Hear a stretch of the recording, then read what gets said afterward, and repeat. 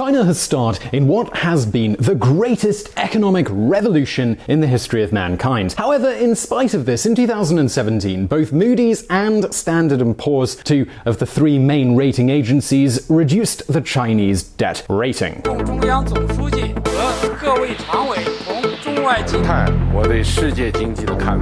For its part, the International Monetary Fund itself has been issuing warnings about this for months. Yet the Chinese economy is growing strongly, but that does not mean everything is going well. In fact, not at all. In recent years, as we've already discussed in a video that I'll link to at the end, China's economy has seen one parameter soar exponentially, and that's corporate debt. And this isn't small news. Chinese corporate debt accounts for almost 170% of China's GDP. To give you an idea of what this means, we could say that this 170% GDP level is one of the highest on the planet and is, for example, twice that of the United States.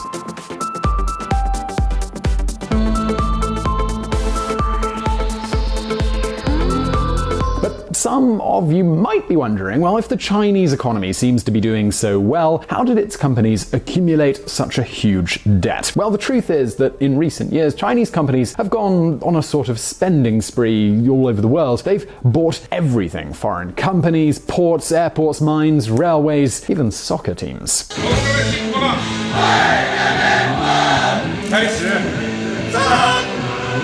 The Chinese invasion seemed unstoppable, and that's precisely what caused so many countries to develop an aggressive discourse against this kind of occupation. And not only that, as the Chinese have begun investing in the poorest countries, as in Africa, many analysts, journalists, and activists have accused Beijing of practicing this sort of colonialism.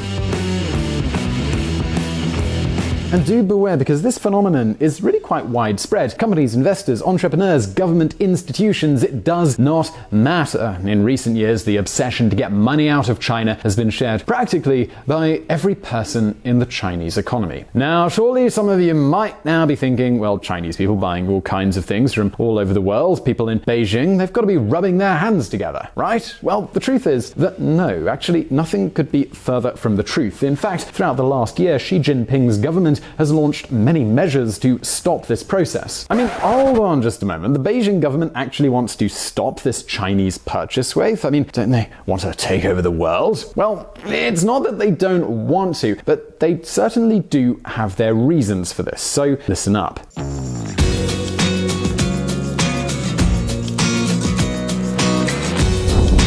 The other face of Chinese investment. Imagine we want to invest abroad. As you can imagine, we can do it in many different ways. For example, we can buy debt from a foreign government, from a foreign company, from a foreign bank. We can also buy shares in another country's stock market. But we can also carry out what is known as foreign direct investment. That is, buy a local company, open a store, a factory, a workshop, etc., etc. In other words, invest in a real asset in the field. Well, obviously, a direct foreign investment implies a greater degree of complexity and certainly greater risk, which is why it's expected to generate greater profitability. Of course, if it weren't, there would be no incentive to implement them. After all, it's infinitely easier to buy financial assets while sitting in front of a computer at the office, or even just in your pajamas at home. Well, the fact is that paradoxically, as this type of investment has grown in recent years, its profitability has actually plummeted. According to China's State Currency Administration, the rate of return, this type of investment's profitability, dropped to barely 0.4% in 2016. All despite the fact that almost every stock market was skyrocketing. Therefore, in spite of the colonialism accusations, the truth is that many of the Chinese investment projects are working so badly that they're more of a headache than a business of the century. Now, at this point, you might be thinking, well, hold up a minute, Simon. I mean, what exactly is the problem here? Is it simply that they're just making too little money? Well, dear viewer, according to what we learned about corporate debt, yeah, it is. A large part of this huge international expansion was financed with debt. Debt that, of course, must be repaid with interest. And if the investments fail or don't generate the expected returns, it could create a huge solvency problem, which would obviously seriously affect the Chinese financial system, which belongs fundamentally to the government.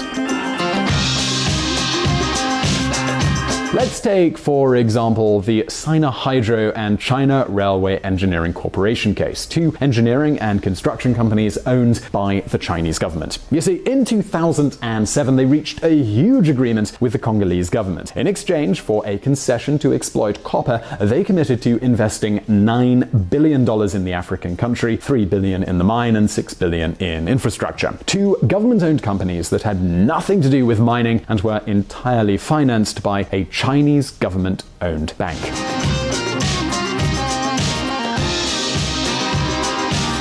These Chinese companies have already invested more than $2 billion, and so far, everything's been a problem. The price of copper fell, the reserves weren't as big as expected, the logistical costs were really high because they hadn't even guaranteed their power supply. And of course, all of this meant many costs and many, many delays. Only 9 years later, in 2016, were they able to start extracting copper in much lower quantities than expected. So, whatever the future holds, the reality is that during the last decades, this agreement was a big headache and a great source of losses.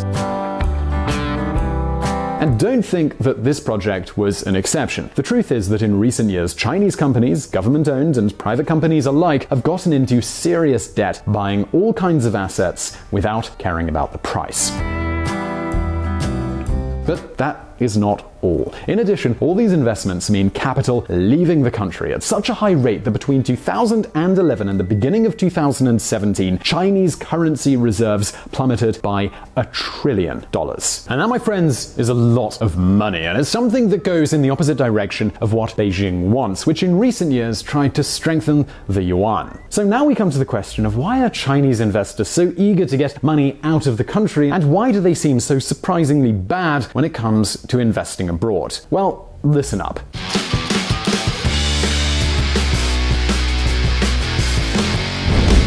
The bad incentives.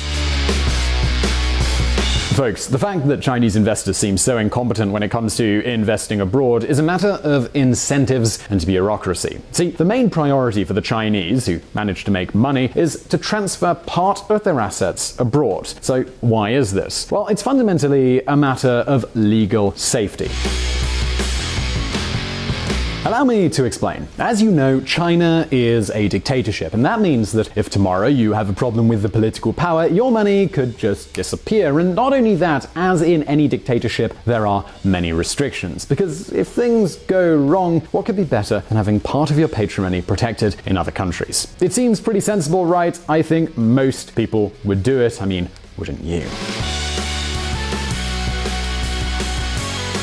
Well, that's one of the explanations for why so many Chinese businessmen wanted to invest their money as quickly as possible, even if it meant paying a premium, a sort of surcharge. But that isn't the only reason. Additionally, in recent years, since 2008, the Chinese government promoted easy and cheap credit as a mechanism to boost the economy. And of course, when you can get into debt under such favorable conditions, you won't be as demanding when selecting which projects to invest in. Yes, this is one of the big problems with expansive monetary policies. They encourage bad investments that later are really difficult to pay off. But hold on a moment. The entities most responsible for the huge slab of corporate debt that we've talked about have not been private companies, but actually ones owned by the state.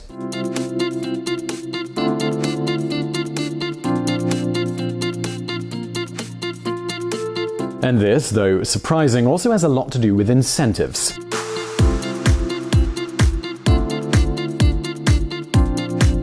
See, investing outside of the country in large amounts meant that managers could puff up their chests before the Beijing government due to the growth that their companies had achieved. On the other hand, it meant many of these managers could move on to another country and charge a lot of money. Let's say that their interests are different from those of their companies.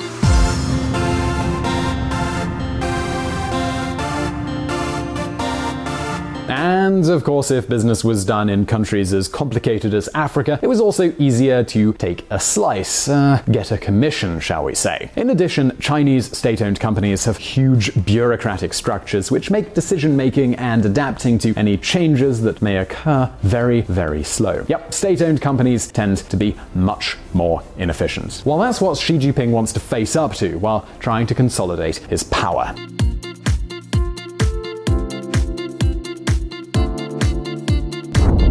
The dangerous game.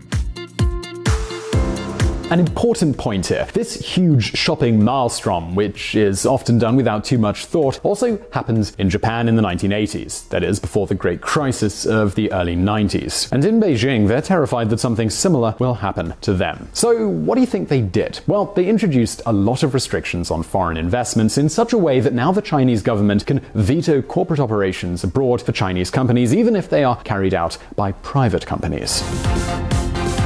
And this has a double intention, because in addition to cooling the foreign investment process, it also strongly reinforces Xi Jinping's political power. Let's say that with this excuse, the Chinese government has taken an enormous mechanism out of its sleeve to reward friends and punish the less loyal. In addition, with the excuse of increasing control, Beijing is also promoting the merging of government-owned companies, which until now worked autonomously, to create huge corporations, and this gives Beijing even more power. Of course, all these actions can weigh on the growth of Chinese companies. They can decrease competition and increase the bureaucracy and inefficiency with which the Chinese public sector operates. But yes, Xi Jinping will get even more power. China has many strengths, but this is one of its great weaknesses. Even so, Chinese savings are so high that it seems difficult to reproduce a financial crisis like the one that Japan experienced, but the risk certainly does exist. Now it's your turn. Do you think that Xi Jinping's ambition will end up hurting China? Well, leave your answer in the comment section below, as well as in this survey, and I really hope you enjoyed this video. Please do hit that like button if you did, and don't forget to subscribe for brand new videos. Please also check out our friends at the Reconsider Media podcast. They provided the vocals in this episode that were not mine. Also, this channel is possible because of our Patreon and the Patreons on that platform. Please do consider joining them and supporting our mission of providing independent political coverage. And as always, I'll see you in the next video.开始